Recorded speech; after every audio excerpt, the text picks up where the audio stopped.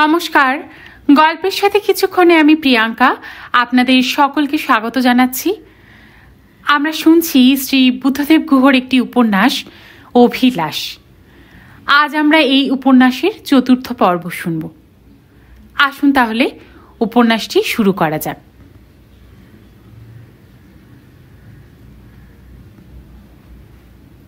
কলি যখন চোখ খুলল তখনও রোদ ওঠেনি, কিন্তু আলো ফুটেছে।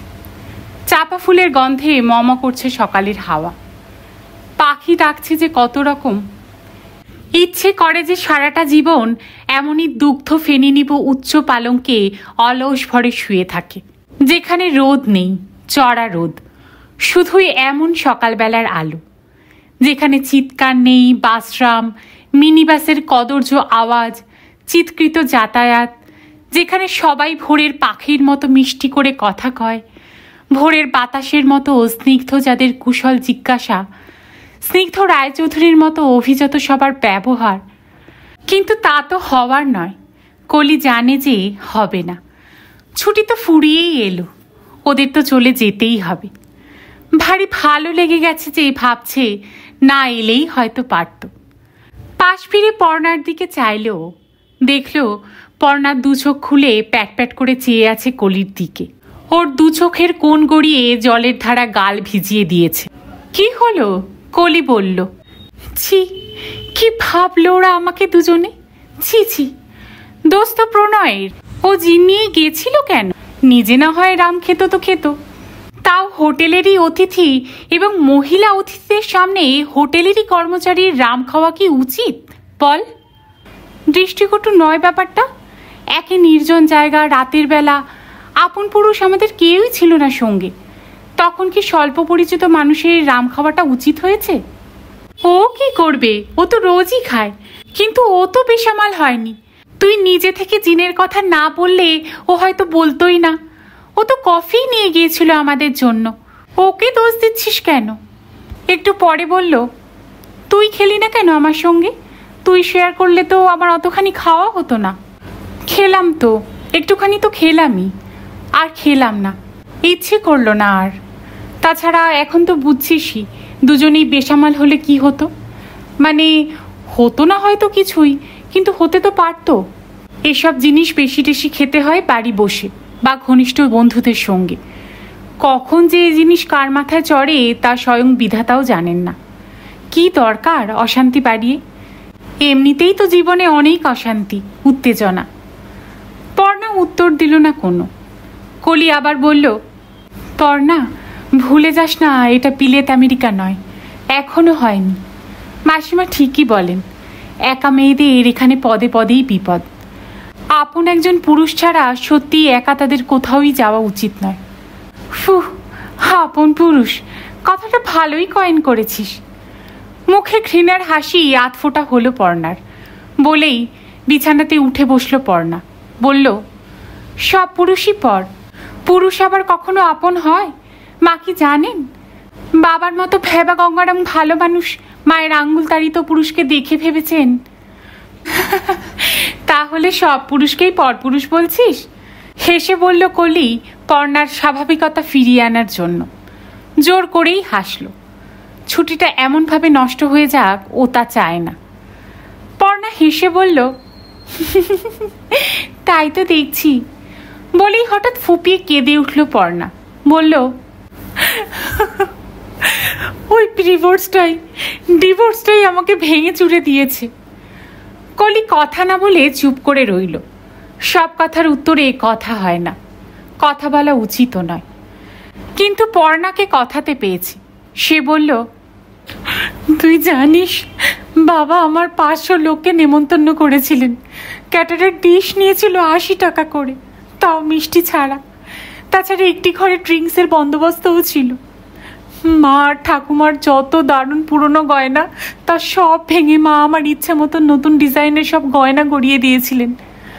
পালিশ করা আর মেকিং চার্জ ছাড়াই নিয়েছিল 10,000। কত জায়গা থেকে শাড়ি জোগাড় করেছিলাম 2 বছর ধরে।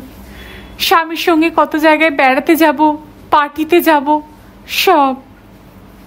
কলি খুব ঠান্ডা গলাতে বলল, তুই তো বাচ্চা মেয়ের নোষ পড় না, ডিভোর্সের এতদিন পরে এত আপসেট হওয়ার কোনো মানে হয়? আসলে আগে বুঝতে পারিনি যে বিয়েটা যেমন শুধু আমারই ব্যক্তিগত ব্যাপার ছিল না, ছিল মা বাবার, পরিবারের সকলের, পাড়া প্রতিবেশী, বন্ধুবান্ধব, সহকর্মীদের। তেমনই ডিভোর্সটাও বুমেরাং হয়ে প্রত্যেকের উপর এমন করে আসবে। তুই জানিস বাবা রাতে একদিনও ভালো করে ঘুম হতো না, কত ওজন কমে গিয়েছিল। যেটা আমার একান্ত ব্যক্তিগত দুঃখ হতে পারত সেটাই সমষ্টির দুঃখ হয়ে ফিরে এলো। আমার জন্য আমার ঠাকুমা, দিদিমা, পাশের বাড়ির মাসিমাদের হা হতে যদি শুনতিস তুই, তাদের দুঃখের কাছে আমার দুঃখটা কিছুই নয়, কিচ্ছু মাত্র নয়। এটা বুঝতে পারি আমি সব দেখে টেকেই ঠিক করেছি যে সম্বন্ধ করে বিয়ে করার বয়স এবং মানসিকতা যখন আমাদের চলেই গেছে, তখন বিয়ে যদি আদৌ কোনোদিন করি তো রেজিস্ট্রি করেই করব। তুই আমার বিয়েতে সাক্ষী থাকবি। বিয়ের পরই কোথাও চলে যাব হানিমুনে, যেখানে বাঙালি নেই, বিশেষ করে সর্বগ্রাসী, কৌতূহল সম্পন্ন, অকুপেশনহীন, অঢেল সময় সম্পন্ন ওই কলকাতার বাঙালি নেই। আমার বিয়েটা যদি উত্তাল সমুদ্রের মধ্যে ইউলিসিসের আমলের পালতোলা নৌকার মতো টিকেই যায়, তাহলে 15 বছর পরে বিয়ের তারিখে ঘটা করে সকলকে ডাকবো, ভালো করে খাওয়াবো, গদগদ মুখে প্রেজেন্ট দেব, সবাইকে বলে দেব সাফ সাফ, দেখো ভাই, বিয়ের সময় আমরা বিয়ে করিনি, বিয়ে হচ্ছে এখন, তাই বিবাহ বার্ষিকীর সস্তা উপহারে চলবে না, বিয়ের উপহার দিতে হবে। সেদিন গেটে দাঁড়িয়ে থাকবে আমার মেয়ে, তার জন্য ছোট্ট বেনারসি শাড়ি কিনে দেব। আর যদি ছেলে হয় তো সে ধুতি পাঞ্জাবি পরে দাঁড়িয়ে থাকবে। তাকে শরৎ শেখাবো আমজাদ আলী খান সাহেবের কাছে। সেদিন তার শরৎ বাজনার ছোট্ট অনুষ্ঠান হবে। মেয়েকে ক্লাসিক্যাল গান শেখাবো এটি কানন সাহেবের কাছে। মেয়ের গানও শোনাবো সকলকে সেদিন। পর্ণা হাই তুলল, নিদ্রাহীনতায়, আশাভঙ্গতায় এবং অপরাধ বোধেও, এবং হয়তো কলির সুখ কল্পনার একঘেয়ে বর্ণনাতেও। পর্ণা বলল, বাথরুমে যাই, চা আনতে বলবি কি? আমি বেল দিয়ে দিচ্ছি, তুই বেরোলি। চা আসতেই আমি চট করে হাত মুখ ধুয়ে নেব। পর্ণা বাথরুমে গেল। দোতলা স্নিগ্ধর দাদুর ঘর থেকে হঠাৎই যেন গান ভেসে এলো। রেডিও কি না ক্যাসেট প্লেয়ার? কনিনিকা বন্দ্যোপাধ্যায়ের গলা কি? প্রাণের প্রাণ জাগিছে তোমারই প্রাণে, অলসরে ওরে জাগো জাগো, সোনরে চিত্ত ভবনে অনাদি শঙ্খ বাজিয়ে, অলসরে ওরে জাগো জাগো। রূপদির গলা চিনতে পারল কলি। রূপু বড়াল, রায়চাঁদ বড়ালের মেয়ে। কি অসাধারণ রবীন্দ্রসঙ্গীত গায় রূপদি, অথচ পত্রপত্রিকাতে তার নাম দেখা যায় না, টিভিতেও কমই দেখা যায়। এখন সব তেলা মাথায় তেল দেওয়ার দিন।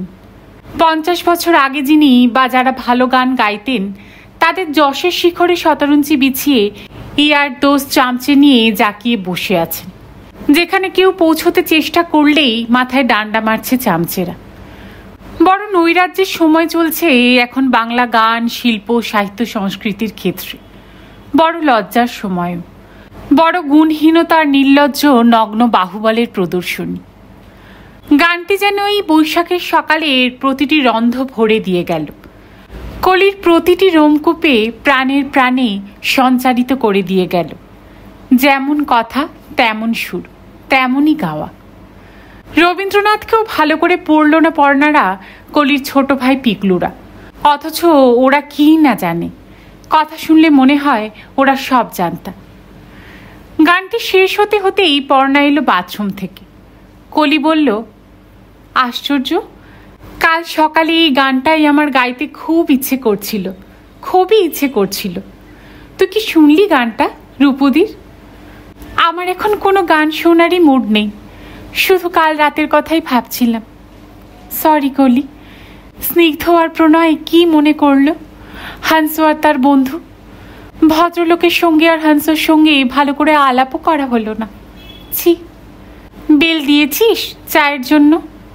যা, গানটা শুনতে শুনতে একদমই ভুলে গেছি। এক একটি গান থাকে জানিস, যা একেবারে হাড়ে মজ্জায় ঢুকে যায়। তখন বোধহয় ক্লাস 7-8-এ পড়ি। বাবা মায়ের সঙ্গে গেছিলাম শান্তিনিকেতনে বসন্ত উৎসবে। এই গানটিই শুনেছিলাম সকালবেলাতে। দোলের আগের দিন মোহর মাসিদের নিচু বাংলোর বাড়িতে, মোহর মাসির গলাতে।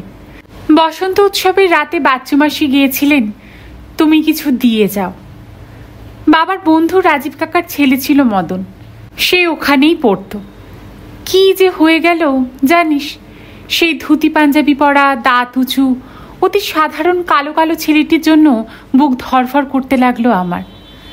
সে কি কষ্ট রে, খেতে পারি না, শুতে পারি না, ঘুমোতে পারি না, গলার মধ্যে যেন বড়শি আটকে আছে, কি যন্ত্রণা। তাকেই যে প্রেম বলে সে কি চাই তখন জানি। পর্ণা খিলখিল করে হেসে উঠল কলির কথা শুনে, তারপর বলল,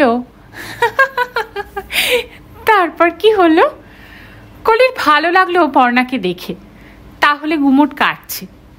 কলি বলল, আরে হবে আর কি, প্রতিটি প্রকৃত নিষ্পাপ প্রেমেরই যা হয়ে থাকে।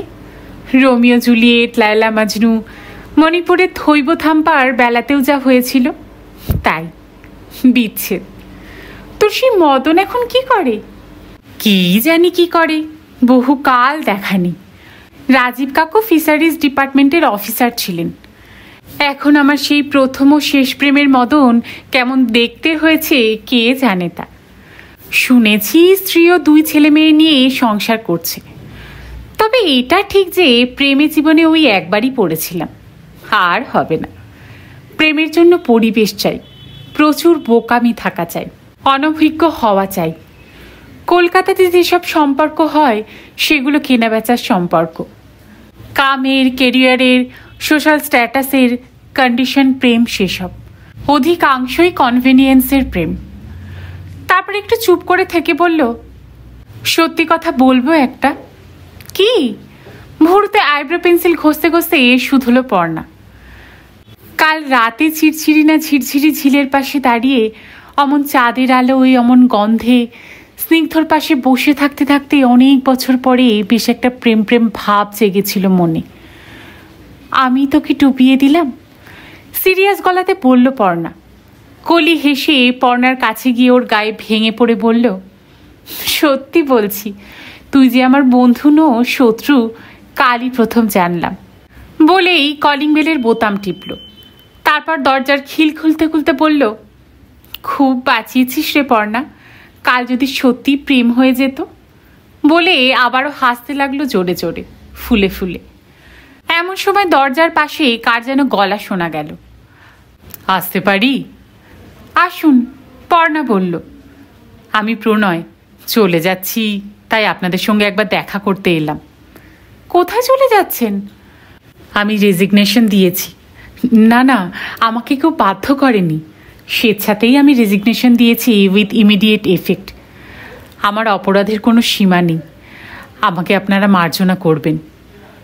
আপনি এখন কোথায় যাচ্ছেন, আর যাচ্ছেনই বা কেন? আপনার কি দোষ? প্রায় কাঁদো কাঁদো গলায় পর্ণা বলল, এখন একটু বাড়ি যাব, মায়ের সঙ্গে থাকবো দুপুরটা, তারপর বিকেলের গাড়ি ধরে কলকাতায়। কোনো কাজকর্মের চেষ্টা তো করতে হবে। গাড়ি ধরে কলকাতায় গেলেই কি কাজকর্ম হয়ে যাবে? ঠিক, চেষ্টা তো করতে হবে। পর্ণা একটু চুপ করে থেকে বলল, আপনার তো কোনোই অপরাধ নেই, আপনি যেতে যাবেন কেন? দোষ তো আমারই। কিন্তু আপনাদের ইন্টারনাল ব্যাপারে আমার কিছু মাত্র করার নেই। আমাদের দুজনের ঠিকানা তো আপনাদের রেজিস্টারে আছে, যদি কোনো প্রয়োজন হয় যোগাযোগ করবেন আমাদের সঙ্গে কলকাতায় অফিসে। উনি কোথায়? উনি বাথরুমে, ওকে আমি বলে দেব।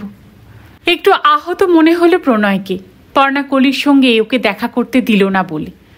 তারপর বলল, আচ্ছা নমস্কার, চলি তাহলে, কালিদা আপনাদের চা নিয়ে আসছে। প্রণয় চলে যেতেই কলি তাড়াতাড়ি বেরিয়ে এসে বলল, তুই এমন রুক্ষ ব্যবহার করলি কেন রে? তুইও যেমন, সত্যি ভেবেছিস নাকি তুই? তুই একটা শিশু, এও ওর আর একটা ভাড়ামো। প্রণয়কে ছাড়াতেই পারে না তোর স্নিগ্ধ। এর চেয়ে মন্দার হোটেলই বন্ধ করে দেবে, তাও ভালো। ড্রেসিং টেবিলের সামনে বসে চুল আঁচড়াতে আঁচড়াতেই বিড়বিড় করে কলি বলল, আমার স্নিগ্ধ বলছিস কেন? তুই নিতে চাস তো নিয়ে নে। তবে তাছাড়া স্নিগ্ধ রায়চৌধুরীকে আমি যতটুকু জেনেছি তাতে ছাড়াবে যে নাই এমন কথাও জোর করে বলতে পারি না। বাবা, এতখানি জানা হয়ে গেছে? একটু ঠাট্টা, একটু শ্লেষ, একটু ঈর্ষা মিশিয়ে বলল পর্ণা। কলি জবাবে কিছু বলল না। চা কি আনছে বলল তো। একটু পরেই কলিদা মস্ত ট্রে নিয়ে ঘরে ঢুকলো। হিঙের কচুরি, নারকল দিয়ে ছোলার ডাল, গরম জিলিপি আর সঙ্গে আমের আচার। এ কি ব্যাপার, আজকে আমাদের ব্রেকফাস্ট দেবে না? দেব না কেন মায়েরা, নিশ্চয়ই দেব। কাল সারা রাতে খালি পেটে ছিলেন, তাই ম্যানেজার বাবু পাঠিয়ে দিলেন। এখন বলুন, চা আনবো না কফি? ম্যানেজার বাবু আপনাকে বললেন কালো কফি দিতে। আমাকে? অবাক হয়ে কলি বলল। না না, আপনাকে নয় মা, ওনাকে। আমাকে? ভ্রু কুঞ্চন করে বলে উঠল পর্ণা। ওর মুখে রাগও ফুটল। বলল, আমি তো খুকি নই, কি খাবো না খাবো আমিই বুঝবো। তুমি চাই নিয়ে এসো কালিদা। কলি কি কফি খাবি নাকি? কলি দুদিকে মাথা নাড়িয়ে বলল, তবে চাই আনো আমাদের দুজনের জন্য। কালিদা চলে গেল। কলি বলল, ব্ল্যাক কফি খেলে হ্যাংওভার থাকলে কেটে যেত অবশ্য। কালিদার সামনে রাগ না দেখালেই পারতিস। কেন, তোর স্নিগ্ধ শুনলে দুঃখ পাবে? পেলে পাবে, so what, eye care a fig. কলি উত্তর না দিয়ে চোখ নামিয়ে বলল, নে, ঠান্ডা হয়ে যাবে, ভালো ভালো খাবার। যত সব আজে বাজে ফ্যাটেনিং খাওয়া, ক্যালোরিতে গাদা, কি কুকিং মিডিয়াম ইউজ করে কে জানে এরা। মুখে মুখে যত ভালোবাসা, লিপ সার্ভিস। কলি চুপ করে খাচ্ছিল, ভাবছিল স্নিগ্ধর প্রতি ওর যদি কোনো দুর্বলতা গড়ে উঠে থাকে, এই কদিনে তা অপ্রতিরোধ্যই করে তুলবে মনে হচ্ছে পর্ণা। তার বর্তমান মানসিক অবস্থাতে পর্ণা বোধহয় কোনো কিছু সুন্দরকেই সহ্য করতে পারছে না বলে মনে হচ্ছে। নিজের ঘর নিজের দু হাতে ভেঙেছে বলেই অন্যের নীড় গড়বার সম্ভাবনা মাত্র দেখলেই তা তছনছ করে দিতে চাইছে। কলির মনে হলো, কারো প্রতি ভালোবাসাটা নিজস্ব গতিতে যতখানি এগোয়, বাধায়, আপত্তিতে, অন্যায় সমালোচনায় তা বোধহয় অনেকই বেশি গতি পায়। জেদ ধরে যায় তখন মানুষের। অথচ এই কথাটাই তথাকথিত কাছের মানুষরা, যাদের মধ্যে ঘনিষ্ঠতম আত্মীয়, বন্ধুবান্ধব সকলেই পড়েন, একটুও বোঝেন না। আর না বুঝে যা তারা ঘটতে দিতে আদৌ চান না, ঠিক সেই ঘটনাটি যাতে অবশ্যই ঘটে তারই উপাদানে উপাচারে পরিবেশ ভরেন। তবে কলির নিজের ওপর সম্পূর্ণ নিয়ন্ত্রণ আছে। যা কিছু কলি করে না করে তা নিজের স্থির বুদ্ধির নির্দেশেই করে। কারোর মদত বা বিরূপতাই তার পথ থেকে তাকে সরাতে পারে না। পর্ণার জন্য কষ্ট হচ্ছিল কলির। মেয়েটা বড়ই ছোট মনের হয়ে গেছে। ডিভোর্সটাকে ও কিছুতেই মেনে নিতে পারছে না, অথচ নিজেই তড়িঘড়ি ঘটালো ব্যাপারটা। সুবর্ণের অপমান ওর চেয়ে অনেক বেশি হয়েছিল। পারভাসনের অভিযোগ এনেছিল পর্ণাই ওর বিরুদ্ধে। সুবর্ণ তাতে এত আহত হয়েছিল যে মামলা কন্টেস্ট পর্যন্ত করেনি। যা চেয়েছে পর্ণা সব দিয়েছে। মনে হয় না সুবর্ণ আর কোনো দিনও পর্ণার কাছে ফিরে আসবে। শারীরিক ব্যাপারের অনুযোগে যেখানে ডিভোর্স হয়, সেখানে যার বিরুদ্ধে সেই অনুযোগ সত্যি হোক কি মিথ্যে হোক, সে কখনোই ফিরে আসে না। আসলে বাবা মায়ের একমাত্র সন্তানদের নানা রকম হ্যাং আপোস থাকেই। এত বেশি আদরে মেয়েটার মাথাটাই গেছে। কেজি 1 থেকেই পর্ণা আর কলি একই সঙ্গে পড়েছে। একটি মানুষের চরিত্রের বিকাশ, বিবর্তনের গতি প্রকৃতি কাছ থেকে দেখেছে কলি যে পর্ণাকে আর কেউই বোধহয় এত ভালো করে বোঝে না। মেয়েটা খুবই ভালো, বেসিক্যালি ভালো। তাই তার চরিত্রের সাম্প্রতিক মালিন্যের কারণে ওর ওপর রাগ করা আর জারি মানাক কলির মানায় না। এমন সময় চা এলো। চা খেতে খেতে কলি বলল, বল আজকে কখন প্রোগ্রাম? ঝুমকোর হাটে কখন যেতে হয় তাও তো চাই জিজ্ঞেস করা হলো না। কালিদাকে ডেকে জিজ্ঞেস করি। তবে সব জায়গারই হাট লাগাতে লাগাতে বেলা 12টা তো হয়ই। লাঞ্চ করে গেলেই ভালো, বেশিক্ষণ থাকা যাবে। চুড়ি ছাড়াও তো হাটে আরও অনেক কিছু দ্রষ্টব্য থাকে, কেনার থাকে। টুকটাক সব কিনে রেখে দিলে এর তার জন্মদিনে, বিয়ের তারিখে দেওয়া যায়। আর এমন সব প্রেজেন্টস তো শহরের গিগলস বা অন্য কোনো গিফট শপেও পাওয়া যাবে না। আমার তো কিছু কেনাকাটা না থাকলেও হাটে ঘুরে বেড়াতে দারুণ লাগে। পর্ণা বলল, আজ আমার শরীরটা ভালো নেই রে কলি, আমি আজকে রেস্ট করব। আশাভঙ্গ হয়ে কলি বলল, সে কি রে, যাবি না?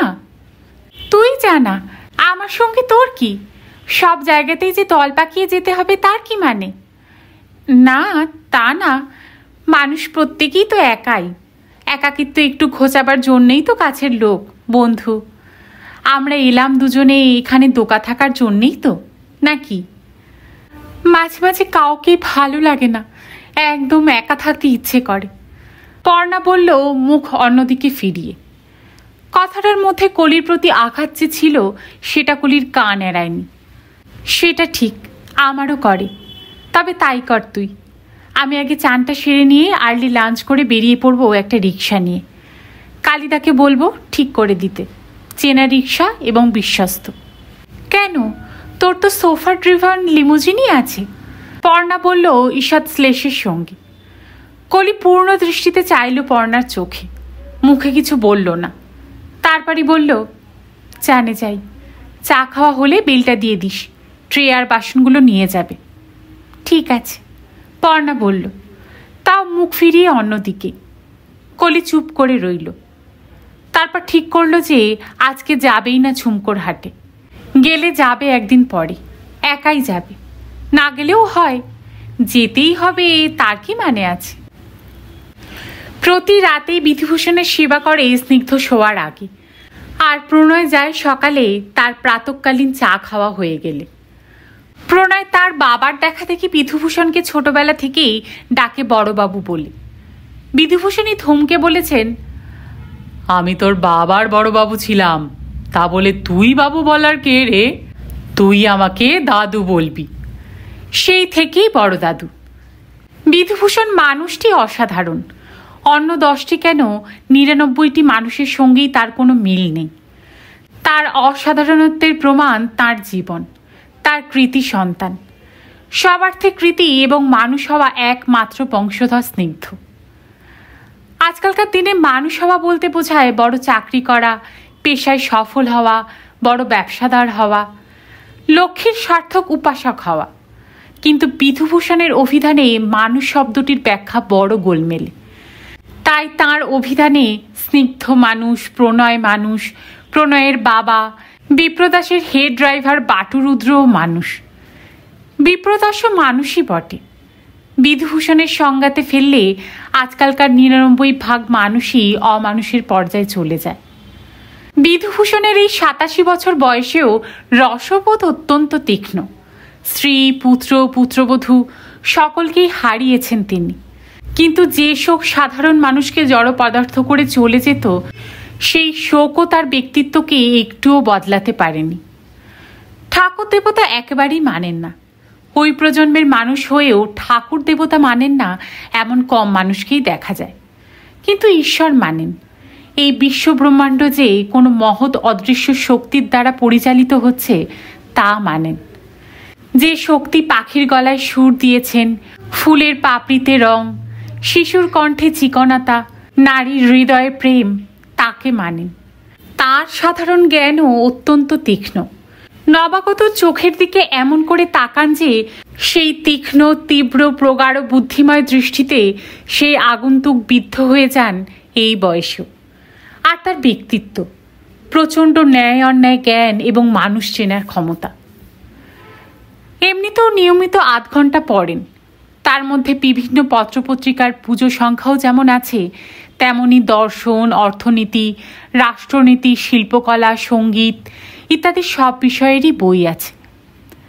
বিধুভূষণের রায়চৌধুরী লজের লাইব্রেরিটি দেখতে তখনকার দিনের ইংরেজ ম্যাজিস্ট্রেট, ছোট নাগপুরের কমিশনার, টাটা কোম্পানির বিদগ্ধ আমলারা সকলেই আসতেন। সেই লাইব্রেরি বিপ্রদাস, স্নিগ্ধ ও প্রণয়ের আন্তরিক চেষ্টাতে আরও সমৃদ্ধ হয়েছে। নিজে একসময় খুব ভালো ধ্রুপদ ধামার গাইতেন, কুস্তিও লড়তেন, বাঁশি বাজাতেন। প্রসিদ্ধ ওস্তাদ ও গাইয়েদের আগমনে মাসে 2-1 দিন গান বাজনা লেগেই থাকত। খুব নামি একটি ব্রিটিশ ইঞ্জিনিয়ারিং কোম্পানির চিফ ইঞ্জিনিয়ার ছিলেন উনি। অথচ সাহেবিয়ানা তার বাঙালিয়ানাকে একটুও গ্রাস করতে পারেনি। যখন ইংরাজি বলেন তখন জলদগম্ভীর কণ্ঠস্বরে বলেন অ্যাক্সেনিয়ান উচ্চারণে। কিন্তু যাদের মাতৃভাষা ইংরেজি নয় তাদের সঙ্গে সহজে বলতে চান না। হিন্দি, উর্দু এবং ওড়িয়া চমৎকার বলেন। দক্ষিণ ভারতীয়, গুজরাটি, মারাঠি ইত্যাদিদের সঙ্গে এই ইংরেজি ছাড়া অন্য কিছুই বলতেন না। ইংরেজ ও ইংরেজ ভাবাপন্ন বন্ধুবান্ধব ছিল, কিন্তু বিধুভূষণ ঘোর বাঙালি। তবে বন্ধুবান্ধব আজকাল কেই বা আসেন তার কাছে। ক্ষমতা যতই শুকোতে থাকে ততই ভিড়ও কমতে থাকে। বয়সের সঙ্গে সঙ্গে সমসাময়িক মানুষজন চলে যেতে থাকেন পরপারে। স্বার্থপূরণের ক্ষমতা না থাকলে থেকেও স্বার্থপূরণ না করলে কেউই আর আসে না। এখন তারা কোনো যোগাযোগও রাখে না। তবু বিধুভূষণ সকলের সঙ্গেই ঠাট্টা তামাশা করেন। বয়স বা মিথ্যে মর্যাদার ভারের বোধ তার কোনোদিনই ছিল না। বিধুভূষণ ডাকলেন, গনসা। সাড়া নেই। গনসা, একে থাকিস কোথায় রে হারামজাদা? বিধুভূষণকে যারাই জানেন তারা সকলেই জানেন যে হারামজাদা সম্বোধনটা গালাগালি নয়, আদর। তাদের পূর্বপুরুষদের কাছ থেকে এই সম্বোধন উত্তরাধিকার সূত্রে পাওয়া। বরং হারামজাদা সম্বোধন না করলেই বিপদের আশঙ্কা করে থাকে তার কাছের মানুষজন। এই তো আপনার চায়ের বাসন রেখে এলাম। গনসা এসে কৈফিয়ত দিল। তাই? মনে ছিল না। তা তোমাদের প্রণয় বাবুর কি খবর? তিনি কি প্রণয়ে লিপ্ত হলেন? পুটি বলছিল অল্প বয়সী দুটি মেয়ে এসে হোটেলে। মেয়ে দুটি কেমন, দেখেছিস কি? বিধুভূষণ যে তাদের ডেকে ইতিমধ্যে আলাপ পরিচয় করেছেন তা গনসা বিলক্ষণ জানে। গনসার বয়সও 62 হয়েছে, হাই ব্লাড প্রেশারের রুগী। মাঝে মাঝে তার রসজ্ঞানও খামতি ঘটে। সে বলল, মেয়ে ছেলেই ডেকে বেড়াবো তো আপনার সেবাটি করবো কখন? এদিকে তো পান থেকে চুন খসলেই গুষ্টি উদ্ধার করবেন। খবরদার, মুখে মুখে কথা। তুমি বারান্দা থেকে দেখোনি পরশুদিন মেয়ে দুটিকে দোলনাতে বসে চা খাচ্ছিল? গনসা হাল ছেড়ে দিয়ে বলল, আগে বড়বাবু, দেখেছি। কেমন দেখেছ? কি দেখেছ? আগে মেয়েদেরই মতো। হারামজাদা, আগে সাধে তোর বউ তোকে উদো বলে ডাকে? ছ্যা ছ্যা। এমন সময় প্রণয় এসে ঘরে ঢুকলো হঠাৎ। কি ব্যাপার অ্যাসিস্ট্যান্ট ম্যানেজার, সময় পেয়েছো তালে? হাতে তো একটি হাত ঘড়িও রয়েছে দেখছি। সেটি কি মেয়েদের গয়নার মতোই ধারণ করা হয়? আজ্ঞে বড় দাদু, বেশি আমড়াগাছি করতে হবে না। অসুবিধে থাকলে তো না এলেও চলে যায়। আমি তো তোমাকে মাথার দিব্যি দিইনি দাদু যে তোমাকে পেত্তি পত্তুষেই আসতে হবে। কথা না বাড়িয়ে প্রণয় বলল, দিন দেখি পাটা। এই নাও, যত্ন করে টেপো, রাগ করে আঙ্গুল ভেঙে দিও না। কিছুক্ষণ চুপচাপ। দেয়াল ঘড়িতে টিকটিক শব্দ হচ্ছে। প্রণয় মনোযোগ সহকারে পা টিপে যাচ্ছে। তোমাদের শখের হোটেলের কি খবর? এই চলছে। চলছে তো বটেই, বেশ ভালোই চলছে। হোটেলিয়ারিং ছাড়া সবই চলছে। আগে কতজন অতিথি এখন তোমাদের? এই জনা 6-7। আমি মরা পর্যন্ত অপেক্ষা করলে তো তোমাদের কোনো কাজই হবে না। তা যে পরিমাণ টাইম আমি মরতে নিচ্ছি তাতে চাই কি তোমরাও আমার আগে পটল তুলতে পারো। এতগুলো প্রজেক্ট করবে, আমি তা দেখে শুনে মরতে পারি কি? কিন্তু এই গাধাটাকে তো বোঝাতে পারি না। শুধু আপনি নন, অন্য একটা ফ্যাক্টরও আছে। অত বড় একটা ব্যাপারে রেজিস্ট্রেশন পিরিয়ড বলেও তো একটা ব্যাপার থাকে। কত কোটি টাকার ব্যাপার। এখন ক্রেডিট স্কুইজ চলছে। হ্যাঁ, ইকোনমিক্সে MA করেছো বলে আর বুকনি ঝেড়ো না আমার কাছে। দুটিতে এখন বিয়ে টিয়ে করলে না হয় বুঝতাম। এই সিগারেট ফোকা কেটো কেটো হাতে কার আর পদসেবা নিতে ভালো লাগে? যত সব নচ্ছার বাদরের রাজত্বে বাস করছি। কি যে কপালে আছে ঈশ্বরই জানেন। হ্যাঁ, আপনি তো জানেন না বড় দাদু, এখনকার সব মেয়ে সবাই কি আর কাকিমা আর ঠাকুমার মতন? আমরা বিয়ে করব তো আমাদেরই বউ হবে। আপনার কোন ঘটা হবে? তার আপনার পা টিপলে তো? পা টিপবে না? আগে শপথ করিয়ে নেব। তোমরা কি আমাকে লুকিয়ে লাভ ম্যারেজ করে বউ নিয়ে আসবে নাকি? লাভ ম্যারেজে আপত্তি নেই, তবে না দেখিয়ে অ্যাপ্রুভাল না নিয়ে বিয়ে করলে বাড়ি থেকে তাড়িয়ে দেব দুটোকে। তাহলে তো হতো, এদিকে তো সবই লিখে দিয়ে বসে আছেন নাতিকে। কবে নাতি আপনাকে তাড়ায় দেখুন, যা দিনকাল পড়েছে। তা যদি করতে পারতো তবে তো বুঝতাম যে কিছু করলো। আমার নাতিকে তো আমি জানি। তবে তোর মতো শাখামৃগর বদবুদ্ধিতে কি করে না করে তার কি কিছু ঠিক আছে? তোদের ওপর ভরসা কিসের? সত্যি ভরসা নেই? প্রণয় বলল, এখন পস্তালে কি হবে, উইল করে গেলেই হতো। জীবদ্দশায় কেউ অন্যকে সব দিয়ে যায়? নাতি না করুক, আমি তো করবই। আমাকে যা দিয়েছেন তা তো ফেরত হবে না। আমি তো বাইরের ছেলে, ড্রাইভারের ছেলে। আমার চরিত্র অত উঁচু হবার দরকার কি? খবরদার হারামজাদা, মুখ সামলে কথা বলবি নয়। তোর নিজের বাপ তুলবি না। বাটুরুদ্রের মতো প্রকৃত শিক্ষিত মানুষ আমি বেশি দিকিনি। ড্রাইভারি সে করতো হয়তো, তুই তোর বাপের কুলাঙ্গার পুত্র। প্রণয় ইচ্ছে করেই রোজ সকালে এইসব করে, গা গরম করে বড় দাদুর। নইলে সময়ই বা তার কাটে কি করে? বিধুভূষণও সবচেয়ে আনন্দে থাকেন প্রণয় যতক্ষণ তার কাছে থাকে। বড় ভালো ছেলেটি। এ যুগে প্রণয়ের মতো ছেলে, তার নাতি স্নিগ্ধর মতো ছেলে সত্যিই খুব কম আছে যে তা তিনি জানেন। এবার বিধুভূষণ বললেন, তোর হাত এত আর চনমন করছে কেন রে? চনমন? অবাক হয়ে প্রণয় বলল। হাত দুটো তুলে নাকের কাছে একবার ঘুরিয়েও দেখলো একবার। হ্যাঁ রে, চনমন। মনে হচ্ছে মনটা বেশ যেন উচাটন হয়েছে। উচাটন? আগে হ্যাঁ, উচাটন, মারণ উচাটন। এসব জানো না তো আর জীবনে জানবে কি? দুপাতা ইংরাজি পড়ে তো ধরাকে সরা জ্ঞান করছো। আর আমি বিংশ শতাব্দীর 30 শতকে লিডস থেকে ইঞ্জিনিয়ারিং পাশ করে এসেছিলুম। গ্লাসগোতে ছিলাম, বুঝেছিস? তবু বাংলা সংস্কৃতি যা জানি তোদের শেখাতেও পারি। বড় দাদু, আপনাদের ব্যাপারই আলাদা। তখন তো পৃথিবী গোল ছিল না। হারামজাদা, গোল ছিল না ছিল সে কথাতে পরে আসছি। এখন বল, মেয়ে দুটি কে? কোন মেয়ে দুটি? যেন আকাশ থেকে পড়ল প্রণয়। যাদের পেছন পেছন পরশু কাঠফাটা দুপুরে সাইকেল নিয়ে উধাও হলে চিকনডিহের দিকে। আমি দেখিনি ভেবেছ? আমি এই বারান্দার চেয়ারে বসে থাকি বটে, কিন্তু আমার র্যাডার এবং সোলার সিস্টেমকে ফাঁকি দেবে তোমরা এমন ভেবনি। আমি মায়ের অসুখ হয়েছিল, তাই গিয়েছিলাম চিকনডিহ। কি অসুখ? রাতে জ্বর এসেছিল দাদু। ঠিক আছে, মানলুম না হয় তুমি ইনোসেন্ট। তাহলে তোমার ফ্রেন্ড সাত সকালে তাদের দোলনা চড়াচ্ছিল কেন? সেটাও কি ম্যানেজারের কর্তব্যের মধ্যে পড়ে? ওসব কথা আমি শুনতে চাই না। আমি ওদের সঙ্গে আলাপ করতে চাই। ওদের প্রডিউস করো আমার সামনে, in the shortest possible time. বলেই বললেন, ও ভালো কথা। মুঙ্গলি কেমন আছে? জ্বর ভালো হয়ে গেছে। হারামজাদা, মায়ের নামেও মিথ্যে কথা বলতে আটকায় না। মায়ের জ্বরের বাহানাতে মেয়ে ছেলের পো ধরেছ। প্রডিউস করো বলছি, ইমিডিয়েটলি প্রডিউস করো। পা টেপা থামিয়ে প্রণয় প্রতিবাদ করে বলল, কি অন্যায় কথা! ওরা চাকরি করা মেয়ে দাদু, আপনি ডাকলেই তারা আসবে কেন? তারা কি আমার পোষা কাকাতুয়া? তাছাড়া আপনি তো আমাদের অপেক্ষাও রাখেননি। ওদের আসতেই হবে।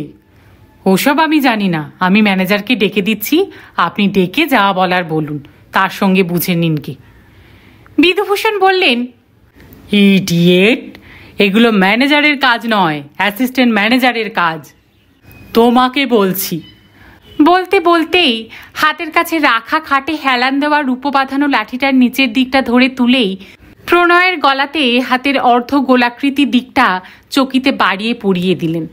বললেন, দেখছিস তো, আগে তোর ঘাড় আসবে, তারপর তাদের ঘাড়। ভালো চাস তো বেলা 12টার মধ্যে নিয়ে আয়। আরে কি করছেন বড় দাদু, কি করছেন? লাগছে যে। জোর করে পরের মেয়েদের ধরে আনা যায়? পুরনো প্রাসাদের মতো বাড়িতে একমাত্র মেয়ে পুটি ছাড়া আর অন্য তো কোনো মেয়ে ছেলে নেই।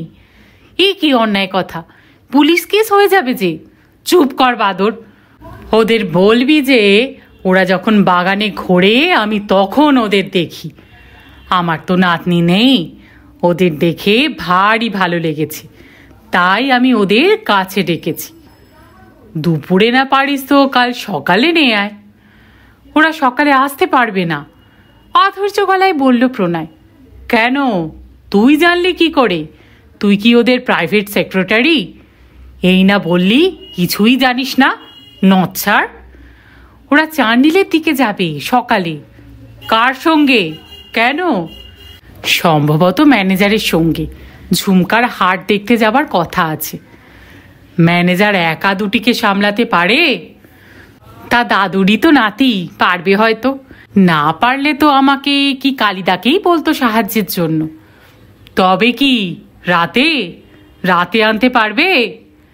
রাতে তো আপনি হুইস্কি খাবেন, তাতে কি? আপনি নিজেকে যত বুড়ো বলেন তত বুড়ো তো হননি আসলে। ওরা যুবতী মেয়ে, একা বাড়িতে যদি ভয় পায় মদ খাওয়া মানুষের কাছে আসতে। আপনি তো আবার সব বাতি নিভিয়ে দিয়ে বারান্দায় বসে থাকেন। হ্যাঁ, আমি যা চিরদিন করে এসেছি তাই করব। রাখ তোর কথা। ন্যাকামি করার জায়গা পাওনি না? আমি তো 1930 থেকে খাচ্ছি। স্কচের বোতল ছিল 2 টাকা, তখন 1% বাঙালি মদ খেত। আর আজকালকার এরা তো ডিরেক্টর স্পেশাল, ব্ল্যাক নাইট এইসব। আমি তো এখনো স্কচ চালিয়ে যাচ্ছি। বেঁচে থাক আমার কনসাল বন্ধুরা। বেশি খ্যাচ খ্যাচ করিস নে। আমি আদর করে ডাকবো আর কোনো মেয়ে ছেলে না করবে তা জীবনে হয়নি, আজও হবে না। মাইন্ড ইয়োর ল্যাঙ্গুয়েজ বড় দাদু। এই কি ভাষা, মেয়ে ছেলে? সে যাকে, আমার অভ্যেস খারাপ হয়ে গেছে। ওদের সামনে কি আর বলবো? বলেই বললেন, শুনছ, তাহলে এই কথাই রইল। ম্যানেজারকে বলতে হবে না কিছুই। ওই শালাই হচ্ছে আমার আর্টস রাইভাল। তোমার অ্যাসিস্ট্যান্ট ম্যানেজারিও আমি খোঁচাবো যদি তুমি রাত 8টার মধ্যে ওদের না নিয়ে আসতে পারো। নিয়ে এসে আবার কার্তিকের মতো দাঁড়িয়ে ঘাড়ের চুলে হাত বুলিও না। বারান্দার পাশেই গনসা থাকবে, যা দরকার সেই দেখবে। 9:30টার সময় আবার উপরে এসে মা লক্ষ্মীদের সঙ্গে করে নিয়ে যাবে, বুঝেছ? বুঝেছি। গলাটা ঝাড়ুন, ভীষণ লাগছে। লাগবার জন্যেই তো ধরেছিলুম। নাও, তোমাকে এই মুক্ত করে দিলুম। শেষ করলাম আজকে বুদ্ধদেব গুহর একটি উপন্যাস অভিলাষের 4র্থ পর্ব। গল্প পাঠ আপনাদের কেমন লাগছে আমাকে কমেন্ট করে প্লিজ জানাবেন। আপনাদের কমেন্ট কিন্তু আমার কাছে পাথেয়। গল্প পাঠ যদি ভালো লাগে তাহলে একটা লাইক করে দেবেন গল্পটাকে, আর যদি সম্ভব হয় তাহলে ফ্রেন্ডস আর ফ্যামিলির সাথে একটু শেয়ার করে নেবেন।